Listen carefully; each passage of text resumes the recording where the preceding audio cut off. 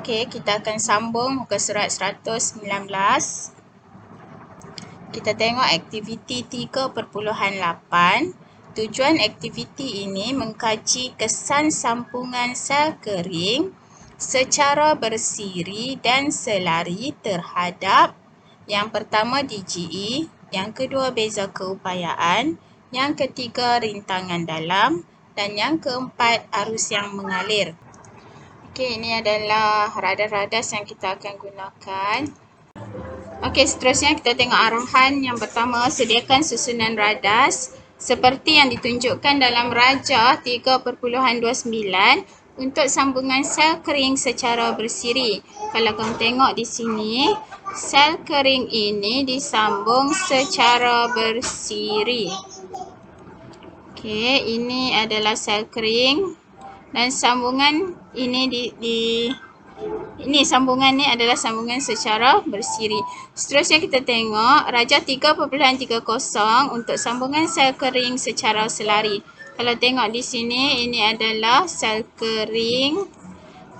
Okey, 3 volt. Yang ni pun sel kering 3 volt. Dua-dua sel kering ini disambung secara selari.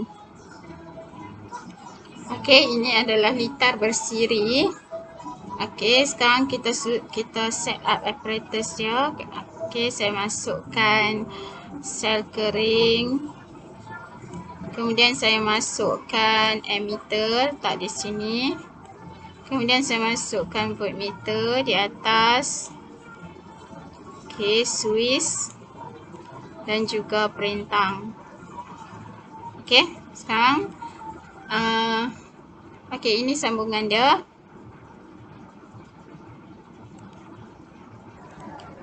Okey, saya cuba sambungkan. Okey, saya sambungkan ke terminal positif untuk bahagian sini. Okey, kemudian bahagian sini saya sambungkan. Okey, kemudian saya sambungkan bahagian sini dengan sini. Okey, kemudian saya sambungkan bahagian sini ini dengan ini.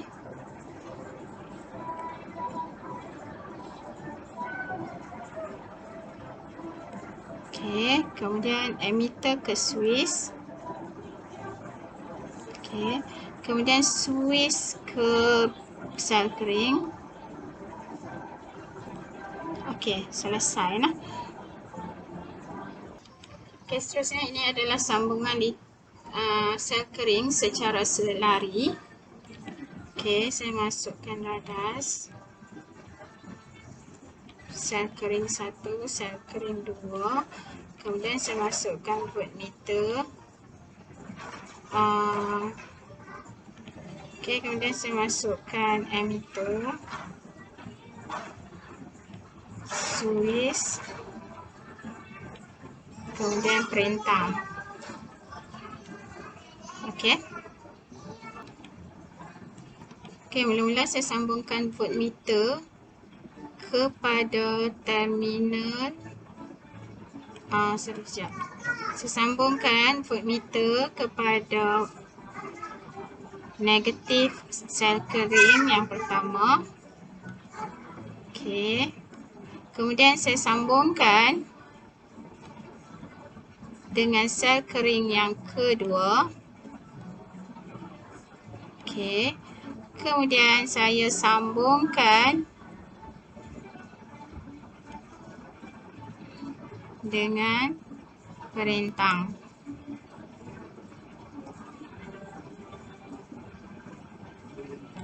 Okey.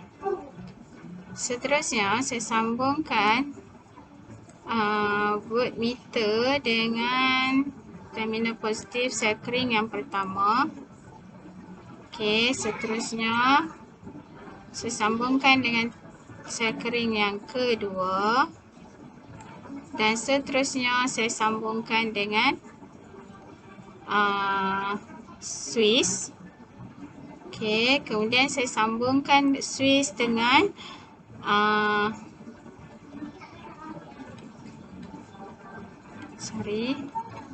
switch dengan Okey, dengan emitter dan emitter dengan perintang.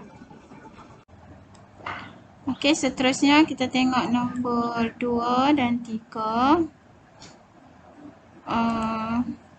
Catatkan bacaan voltmeter jumlah DGE sel kering dalam jadual 3.14. Hidupkan suis, catat bacaan emitter dan voltmeter iaitu nilai beza keupayaan merentasi perintang 10 ohm. Okey. Okey, sekarang kita perlu catatkan bacaan voltmeter ataupun jumlah DGE. Macam mana nak catatkan bacaan voltmeter?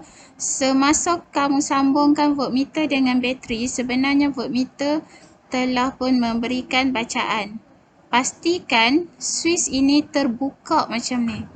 Okey, suis dibuka, tiada arus mengalir, tetapi voltmeter akan memberikan bacaan iaitu kita panggil DGE. Okey. Katakan DGE itu ialah bukan katakan sebab kita guna bateri 3 volt, jadi DGE itu adalah 3 volt. Okey, 3 volt. Okey, pastikan semasa kita ambil bacaan DGE itu suis terbuka. Okey. Sekarang kita tengok nombor 3, hidupkan suis. Okey, pastikan suis ditutup. Okey, sekarang suis dah tertutup. Okey. Nilai yang tercatat pada voltmeter bukan lagi DGE. Okey, kerana arus telah mengalir melalui perintang 10 ohm. Okey, jadi arus telah mengalir dalam litar dan ada rintangan dalam bateri. Okey, jadi bacaan pada voltmeter kita tak panggil lagi DGE, kita panggil beza keupayaan. Okey, pada masa ini apabila arus mengalir dalam litar, emitter juga memberikan bacaan arus. Okey, catatkan bacaan emitter. Jadi katakan bacaan emitternya ialah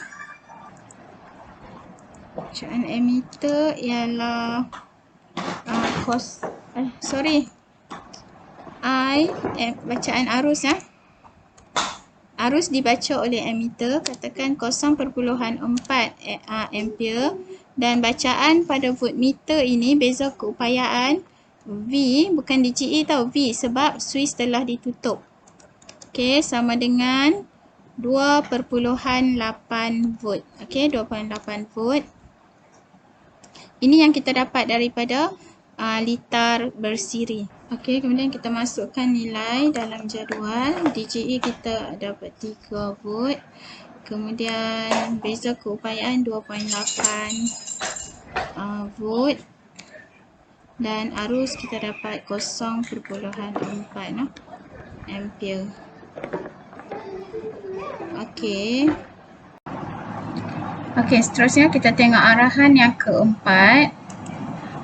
Dalam arahan keempat, dengan menggunakan rumus susutan voltan, IR sama dengan DGE tolak beza keupayaan. Okey, hitungkan rintangan dalam berkesan. Maksudnya, menggunakan rumus ini, susutan voltan ni, hitungkan rintangan dalam berkesan RJ bagi sambungan sel kering secara bersiri dan selari. Lengkapkan jadual. Okey, sekarang saya dah masukkan nilai-nilainya. Okey, ini nilai-nilai DGE, beza keupayaan dan juga arus yang kita dapat tadi. Sekarang saya perlu gunakan rumus susutan voltan ini untuk saya hitung rintangan dalam berkesan RJ. Okey, sekarang kita tengok.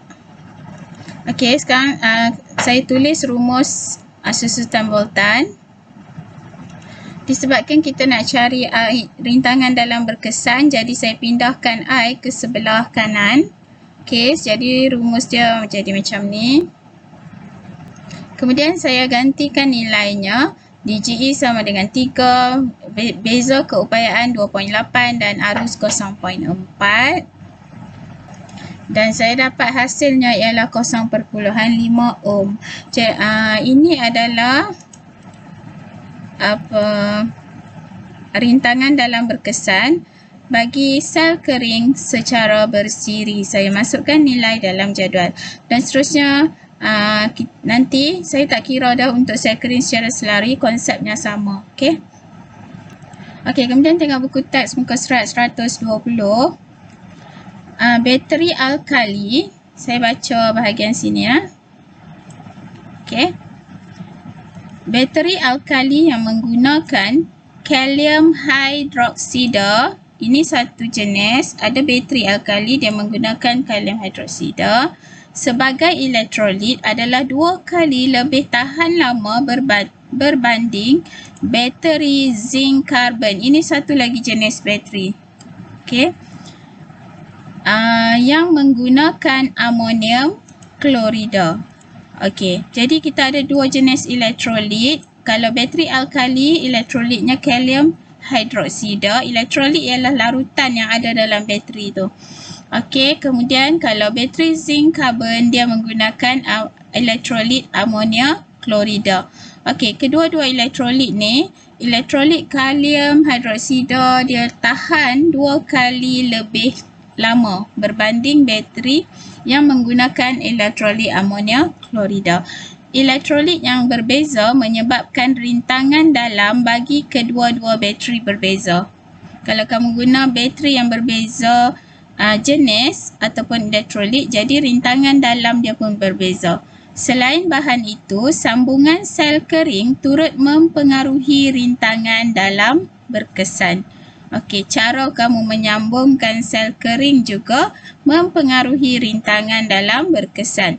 Jenis sambungan, ada jenis sel kering jenis bersiri, ada juga sel kering yang disambungkan secara selari. Okey, kalau bersiri dia sebelah menyebelah. Kalau selari dia bertentangan. Okey. Okey, cuba tengok nah. Kalau kita membuat sambungan secara bersiri, okey, jumlah rintangan dalam kamu tambahkan semuanya. Maksudnya kalau kamu guna 4 sel kering, 4 darab rintangan dalam. Contoh tadi, rintangan dalam kita ialah 0.5 kan? R kita sama dengan 0.5. Okey, ohm kan? Jadi kalau kamu nak kira untuk 4 bateri yang di sini, jadi RJ kan? RJ tu dia sama dengan 0.5 kamu kena darab dengan 4. Jadi rintangan dalam untuk sambungan bersiri ni dia banyak. Okey, kamu akan dapat 2. Okey, 2 ohm. Jadi kalau kamu sambung bateri sel kering secara bersiri, rintangan dia banyak. Rintangan dalam tu jadi tinggi. Okey. Berbanding kamu sambung sel kering secara selari. Contoh tadi kita dapat nilai rintangan kita untuk satu sel 0.5 kan. Sama dengan 0.5 ohm. Jadi kalau kamu sambung dengan 4 bateri sel kering secara selari, kamu akan dapat rintangan berkesan dia, kamu akan dapat 0.5 bahagi dengan 4. Jadi rintangan berkesan itu akan jadi lebih sedikit. Okey, jadi rintangan dalam tu ialah 0.125 ohm, lebih kecil berbanding kalau kamu gunakan sambungan secara bersiri. Okey, tetapi itu kelebihan untuk selari. Tetapi dari segi jumlah DGE, kalau kamu sambung secara bersiri, DGE-nya adalah 4 kali nilai sel kering. Katakan kamu gunakan sel kering 3 volt. Okey, 4 kali 3, kamu akan dapat 12 volt. Okey. Total kamu punya DGE. Tetapi kalau kamu guna sel kering secara selari, satu sel ni ialah 3 volt. kamu sambung 4 ke 5 ke tetap 3 volt. Faham? Jadi dari segi jumlah DGE, kelebihan ada pada bersiri, sambungan secara bersiri, tapi dari segi rintangan dalam berkesan, kelebihan ada pada sambungan secara selari. Okey, kita tengok yang bawah ni pula. Sambungan sel kering secara bersiri dapat meningkatkan DGE berkesan. Sambungan sel kering secara selari pula dapat mengurangkan rintangan dalam berkesan. Okey, itu saja sehingga muka surat 120. Saya harap kamu faham sangat apa yang saya terangkan. InsyaAllah saya doakan kamu semua berjaya dalam SPM. Assalamualaikum.